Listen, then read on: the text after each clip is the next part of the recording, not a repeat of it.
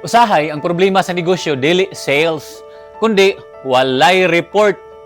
Push, push, push yourself. Kay kung dili ikaw mo push sa imong kaugalingon, kinsa man di ay. Ka-journey, importante kayo ni.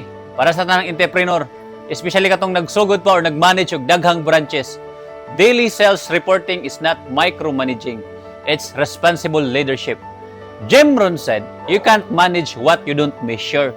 Meaning, ka-journey, kung dili ka kabalo unsay actual sales today, unsaon nimo pag-manage sa tomorrow.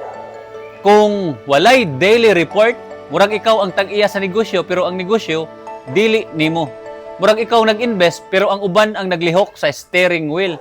Og mao gyud na akong gibuhat sa Dos Marias.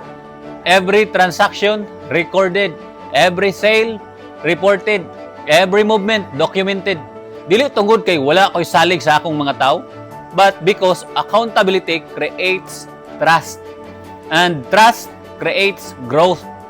Daily reporting helps you see if sales are improving or declining, if stock are performing or naabay binuang, if inventory sakto or naay magic, if ang negosyo buhi or naglisod na og ginhawa. Ka-journey, owning a business without reports is like driving in darkness without headlights. Makabante ka pero basin paingon ka sa peligro. Kay kung walay report, kinsam sa imuhang pangutanon? Si Pedro sa hangin? Ka-journey, remember, daily report is daily leadership. Kamo, unsay inyong pamaagi? Share daw inyong style of insights. Kay kita tanan nagtuon paghihapon. Ka-journey, ayaw kalimot, pasalamat sa Ginoo. Kay sa Philippians chapter 4 verse 13, I can do all things through Christ who gives me strength. Kita kits, ka-journey.